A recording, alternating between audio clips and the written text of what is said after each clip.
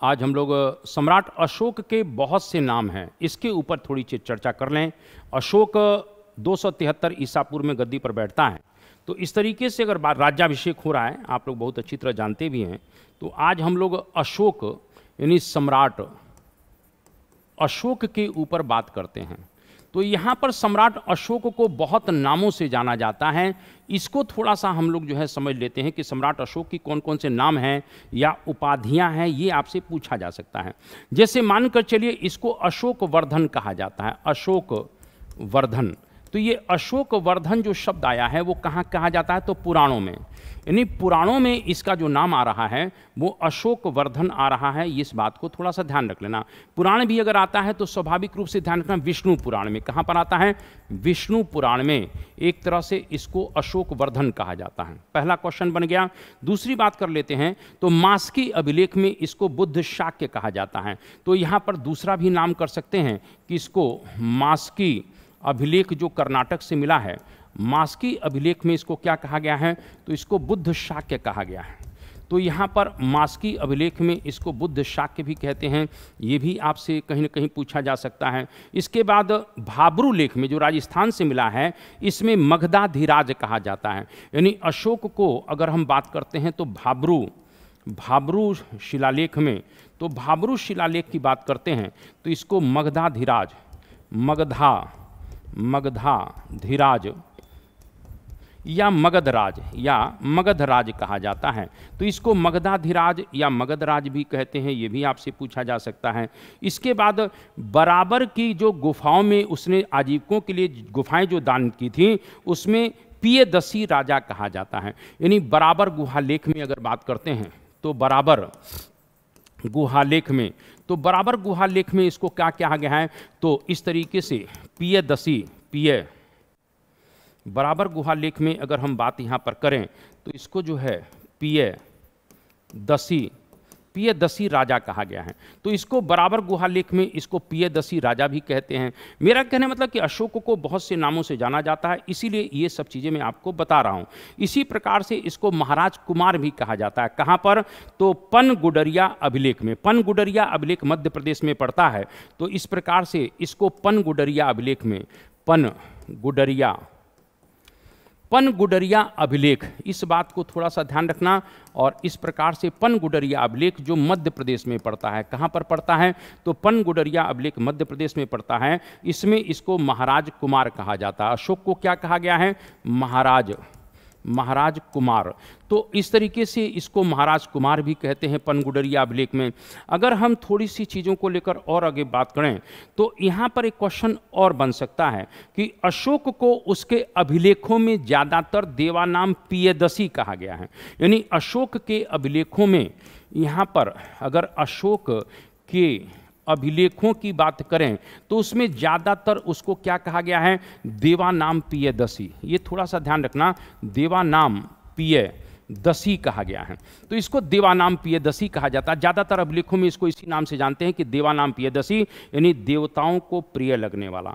लेकिन आपको थोड़ा सा ध्यान रखना, देवानाम पियदसी भी कहा गया है, देवानाम प्रियदर्शी भी कहीं कहा गया है। एक ही चीज़ है, देवानाम पियदर्शी या देवानाम प्रियदर्शी, ये थोड़ा सा ध्यान रखना। इसको देवानाम पियदसी भी कहीं कहीं शब्द आया है, देवानाम प्रियदर्शी भी कहीं शब्द आता है। जैसे मान के चलिए अगर हम बात करते हैं तो रुमनदेई की ही बात कर लिया जाए तो कई जगह इसको देवानाम प्रियदर्शी कहते हैं। लेकिन प्रत्यक्ष रूप से अशोक नाम कहाँ मिलता है, ये थोड़ा सा हमारे लिए जानना जरूरी है। अगर हम प्रत्यक्ष रूप से अशोक नाम, तो ये जो अशोक नाम का जो उपयोग हो रहा है, ये अशोक नाम कहाँ मिल रहा है, ये भी जरूर जानना है। तो हमको 4 जगह, मास्की में मिल रहा है जो कर्नाटक में है, गुजर्रा में मिल रहा है जो मध्य प्रदेश में है, और नेट्टूर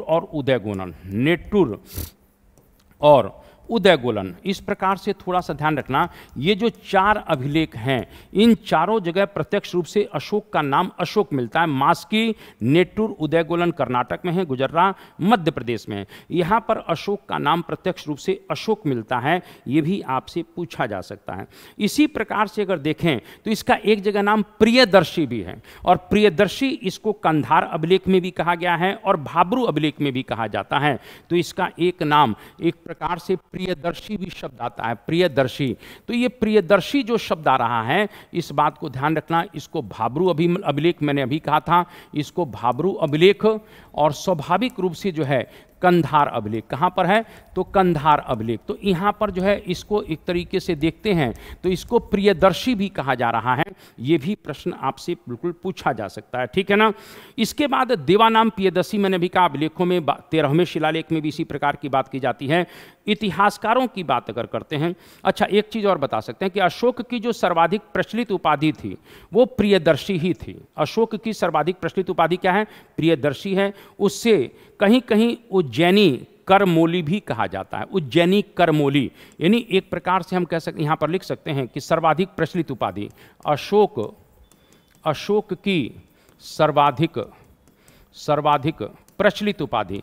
तो इसको सर्वाधिक प्रचलित उपाधि कौन सी थी? तो इस तरीके से ये भी आपसे बिल्कुल सर पूछा जाएगा। मैंने इसे कहा कि उज्जैनी करमोली भी इसे कहा गया है, यानी अशोक के लिए एक शब्द आ रहा है और वो है उज्जैनी करमोली, क्योंकि उज्जैन का ये गवर्नर रह चुका है, तो उज्जैनी करमोली, तो इसे उज्जैनी करमोली भी कहा जाता है। ये भी थोड़ा सा ध्यान रखना, तो इसे उज्जैनी करमोली भी कहते हैं। ये भी प्रश्न आपसे पूछा जा सकता है। इतिहासकारों ने इसे राजर्षि भी कहा है, धर्मराज भी कहा है, बौद्ध शासक भी कहा है। तो इतिहासकारों के संदर्भ की बात अगर करते हैं तो इतिहासकारों ने इसे क्या कहा है? तो इतिहासकारों ने इस प्रकार से अगर देखें तो इसको राजर्षि कहा है, राजर्षि। तो इस तरीके से इसको राजर्षि भी कहा जाता है, इसको एक तरीके से धर्मराज भी कहा जाता है, बौद्ध शासक भी कहा जाता है, तो धर्मराज। तो इसको धर्मराज भी अशोक के लिए शब्द आता है। मैंने अभी कहा इसको बौद्ध शासक भी कहते हैं, इसे प्रथम शांतिवादक शासक भी कहा जाता है, तो इसे बौद्ध शासक भी कहा जाता है। क्या कहा जाता है? इसको बौद्ध शासक भी कहा जाता है और इसको प्रथम शांतिवादी शासक भी कहा जाता है, प्रथम शांतिवादी। तो प्रथम शांतिवादी शासक भी कहा जाता है। ये भी थोड़ा सा ध्यान रखिएगा। तो इसको प्रथम शांतिवादी शासक भी हम कहते हैं। तो आप समझ सकते हैं कि एक अशोक की कितने नाम हैं, कितनी उपाधियां हैं, ये आपसे बिल्कुल पूछा जाएगा।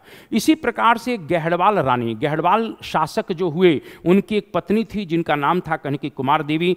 कुमार देवी का जो सारनाथ लेख है उसमें उनका नाम धर्माशोक मिलता है। क्या मिलता है? धर्माशोक। ये भी ध्यान रख लेना।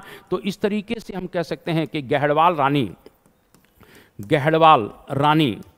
कुमार देवी के सारनाथ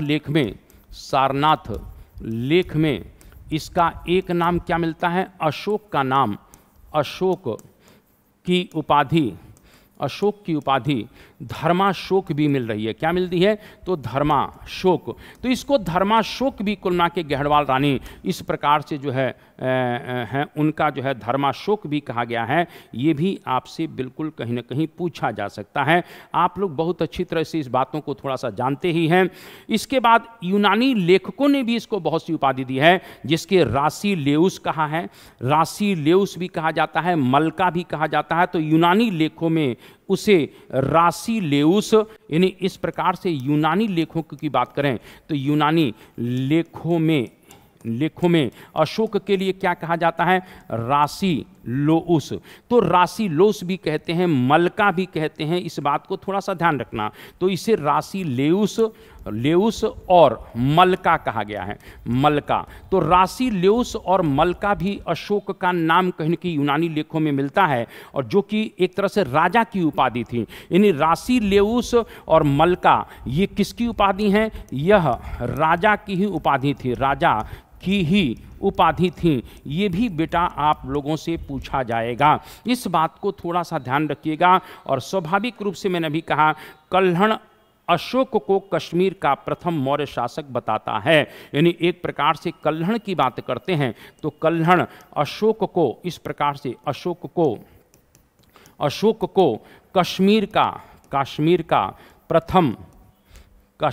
प्रथम कहीं ना कहीं शासक, यानी कि कश्मीर का प्रथम मौर्य शासक कहते हैं। तो प्रथम मौर्य शासक बताते हैं, ये भी थोड़ा सा ध्यान रखना, मौर्य शासक बताते हैं। तो आप यहाँ पर देख सकते हैं कि कितने अशोक के नाम और उपाधियाँ हैं। कल्हड़ के अनुसार इसने, अशोक ने कश्मीर में क्या है, श्रीनगर की स्थापना की थी। तो श्रीनगर की स्थापना इस प्रकार से कहीं ना कहीं अशोक करते हैं, अशोक ने की। ये कौन कहता है, ये जो है एक प्रकार से कल्हड़ कहते हैं। तो ये अशोक को कश्मीर का प्रथम मौर्य शासक बताते हैं। इतनी बातें आप लोगों को मालूम होना चाहिए। तो इसी प्रकार के छोटे छोटे वीडियो में लाऊंगा। जय हिंद, जय भारत, वंदे मातरम।